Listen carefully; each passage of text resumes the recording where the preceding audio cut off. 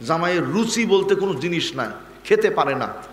শুধুমাত্র 2 গামলা ভাত দিলে আল্লাহর রহমতে কিছু ফেরত যায় না, সামনে যা আসে একবারে সাবার করে ছাড়ে দেয়, মানে দুনিয়া আখেরাত এক জায়গায়।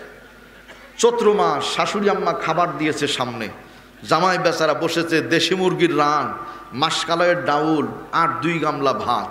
আহা হা, ফ্যান ছেড়ে দিয়েছে, ফ্যান ঘুরে জামাই খায় খায় খায়, সব শেষ, শুধু একটু ঝোল। মুরগের মাথাটা হয়তো ভুলে থেকে গেছে। শাশুড়ি আম্মা এসে বলছে, বাবা জামাই, আহারে কত কষ্ট করো কামাই, কিছুই দিতে পারলাম না আমি, বাবা আমি কি একটু ঝোল ঢেলে দিব? জামাই বলছে, আমি কি না করেছি? শেষ ধাক্কা, যা আসে অসুবিধে কি দেন, মানে ওইটাও ছাড়বে না। শাশুড়ি ওই ঝোল ঢেলে দিতে গিয়ে দুর্ঘটনাবশত মুরগের মাথাটাও পড়ে গেছে পাতে। জামাই চলে ডালে ডালে, শাশুড়ি চলে পাতায় পাতায়। শাশুড়ি বলছে, আহারে বাবা জামাই, দিব ঝোল, পড়ে গেল মাথা, আমি কি মাথাটা উঠিয়ে নিব? জামাই বলছে যে ঝোলের সাথে কিছু পড়লে কি তুলে নেওয়া ঠিক? এত বড় অসম্মান করা জামাই মানুষকে, তার মানে সুবিধাবাদ জিন্দাবাদ, কি আছে না নাই? একটু লক্ষ্য করেন, আল্লাহ বলছেন দুনিয়ার ইহুদি খ্রিস্টানগুলি সাওয়া, এক সমান নয়। এদের ভেতরে কিছু কিছু মানুষ আছে যারা গোপনে কালেমা পড়ে মুসলমান হয়েছে। আলহামদুলিল্লাহ বলেন।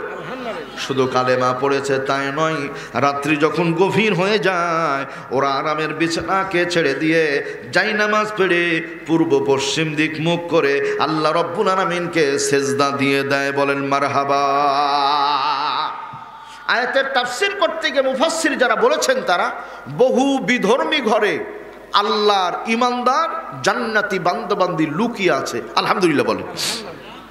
এখন আসেন আয়াতের তাফসীর করতে গিয়ে তাফসীরে কাবীরের লেখক ইমাম রাজি রহমাতুল্লাহ আলাইহি বলেন, দুনিয়াতে নবীর উম্মত হব যারা, তাদের বৈশিষ্ট্য হবে 8টা। একটু আওয়াজ করে বলবেন, নবীর উম্মতের বৈশিষ্ট্য কয়টা? 8টা। আজকে আমরা 2টা আলোচনা করবো ইনশাআল্লাহ। 1 নাম্বার,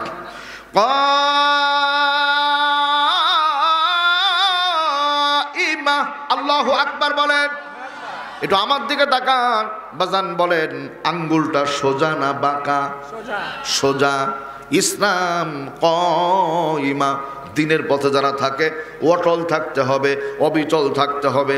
আল্লাহর দিন ছাড়া বাইরে যাওয়া যাবে না। এটা লক্ষ্য করেন। আল্লাহ মোদের প্রভু, রসুল মোদের নেতা। আবার বলছি, আল্লাহ মোদের প্রভু, রসুল মোদের নেতা।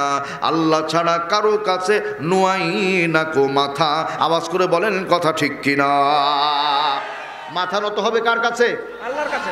দরগা, দুর্গা, লক্ষ্মী না না না, খাজা বাবা, দয়াল বাবা, কেবলা কাবা, লাঠাল বাবা, গাছাল বাবা, রশি বাবা, দড়ি বাবা, ল্যাংটা বাবা, কারো কাছে মাথা নত হবে না।